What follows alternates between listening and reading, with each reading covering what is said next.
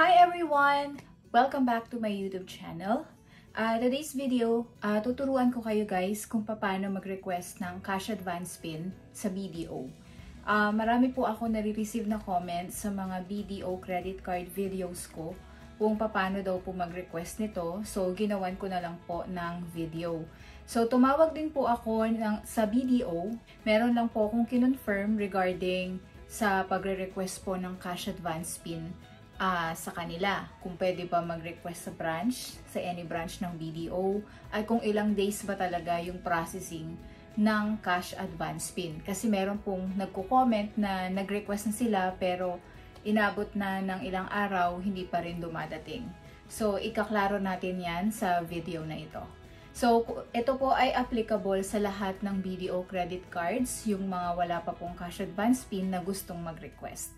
Okay, so kung interesado ka pong malaman, please continue watching.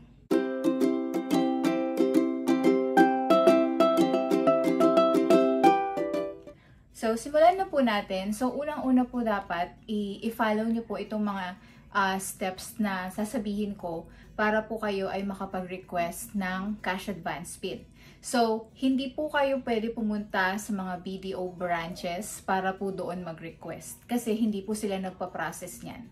So, ang gagawin lang din po nila is i-redirect din kayo nila sa online services nila para doon po kayo mag-request. So, ito na po yung steps na dapat nyong gawin. So, unang-una, punta po kayo sa Google browser nyo or kung ano man pong browser yung gamit nyo or kung gamit nyo po ay cellphone or laptop, applicable po ito. So, itatype nyo lang po sa inyong browser BDO Online and then i-click nyo lang po yung BDO Online Banking Services na result para po kayo ay dalhin sa landing page na ito. So, yan po yung landing page na dapat nyong makikita.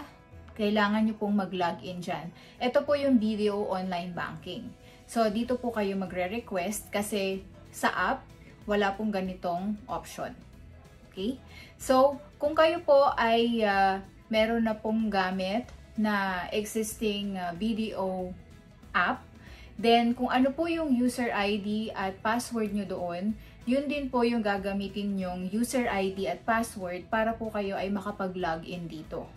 So, kung kayo po ay hindi pa nagre-register dito at hindi pa po kayo gumagamit ng BDO app, then you have to register po para po kayo ay makapag-request dito or maka-access po kayo dito. Kasi pag wala pa po kayong registration, then hindi po kayo makakapag-access at hindi rin kayo makakapag-request ng cash advance PIN. Okay? So, after nyo po mag-login dito, dapat ganyan po yung makikita nyo na homepage. So, yan po yung homepage ng account nyo na mismo. So, tinakpan ko lang po yung mga details ko para for security purposes. So, kung kayo po ay may savings account din, tas may of course may credit card, makikita nyo po yan dyan.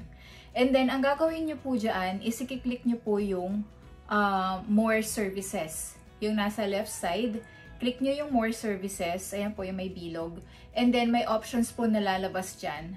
Ang pipiliin nyo po is yung credit card services. Ayan. So, after nyo pong ma-select yan, ito na po yung landing page ng services. So, i-click nyo po ulit yung services sa gilid. And then, lalabas po dyan yung mga options. At ang pipiliin nyo syempre, yung request for cash advance PIN. So, dyan nyo po siya makikita. So, pagka-click nyo po nyan, ito na po yung magiging page. Under services pa din. Tapos, sa baba, pipiliin nyo po dyan, i-click nyo yung select para lumabas yung option. So, for example, isa lang naman yung credit card nyo. So, yun lang po yung option na lalabas dyan. So, isa-select nyo lang po yun and then click on submit. Pero kung multiple po yung inyong credit card kay BDO and pipili lang po kayo ng isa doon na kung saan kayo magre-request ng cash advance PIN. Pero kung halimbawa tatlo o dalawa yung BDO credit card nyo at gusto nyong mag-request ng cash advance PIN, kailangan nyo po ulitin para dun po sa isa. Hindi po pwede na multiple sa isang transaction lang. So, kailangan isang credit card per transaction. Okay? Okay na po yun. So, pagka-submit nyo, syempre tatanungin nyo kailan ko kaya marireceive yung aking cash advance PIN.